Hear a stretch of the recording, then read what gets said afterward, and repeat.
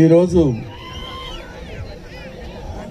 ఏదో అన్ని సభల్లో అన్ని మీటింగులకు వెళ్ళినప్పుడు చాలా సంతోషంగా ఉంది, నీ సభకి రావడం నాకు చాలా గర్వంగా ఉంది, చాలా ఆనందిస్తున్నాను అని చెప్పడం సహజం.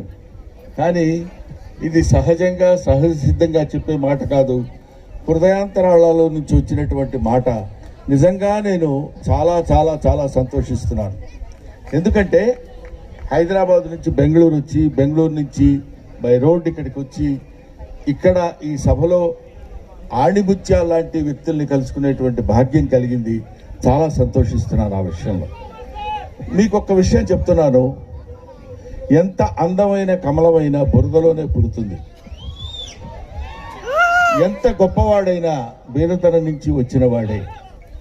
ఎంత గొప్పవాళ్ళని మీరు మొదటి నుంచి తీసుకోండి, ఇవాళ వరకు కుడి చేత్తో పుస్తకాలు పట్టుకొని ఎడం చేత్తో గంగానది ఈదుకుంటూ ఒడ్డుకు చేరి అక్కడ చదువుకుని మళ్ళీ వెనక్కి తిరిగి వచ్చిన లాల్ బహదూర్ శాస్త్రి కానివ్వండి, అంబేద్కర్ కానివ్వండి, వాళ్ళు ఇక్కడ మనకు అతి సమీపంలో ఉన్నటువంటి అబ్దుల్ కలాం ఇంటింటికి పేపర్ వేసి వాళ్ళ జీవితాల్ని అద్భుతమైన స్థితిలో భారతదేశానికి రాష్ట్రపతి అయినటువంటి వాడు కూడా అక్కడి నుంచి వచ్చిన వాళ్ళే. అందుకని ఎవరైనా కింద నుంచి పైకి వెళ్తారు తప్ప పైకి నుంచి కిందకు వచ్చేవాళ్ళు ఎవరు ఉండరు.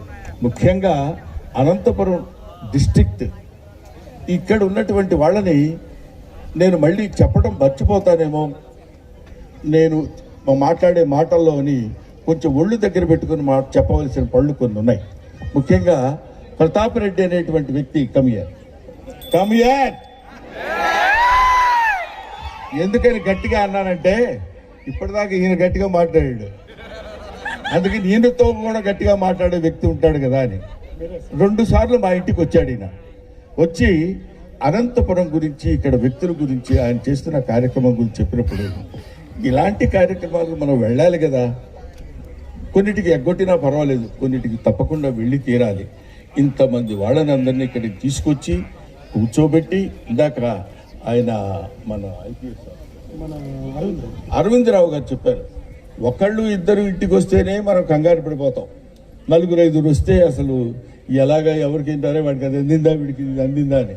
ఇటువంటి వాళ్ళందరినీ ఎక్కడెక్కడో ఉన్నటువంటి గూగుల్లో ఉన్న వాళ్ళని కూడా పికప్ చేసుకుని వచ్చి వీళ్ళందరికీ ఇక్కడ సన్మానం చేయాలి, ఇదంతా మా అనంతపురం ఆణిముత్యాలు వీళ్ళు అని చెప్పి గర్వంగా గుండె మీద చేసుకుని చెప్పేటువంటి వ్యక్తులు అతి తక్కువ మంది ఉంటారు. అందులో ప్రతాప్ రెడ్డి ఒకడు. అది సిన్సియర్గా నేను చెప్తున్నటువంటి, అది నా హృదయపూర్వక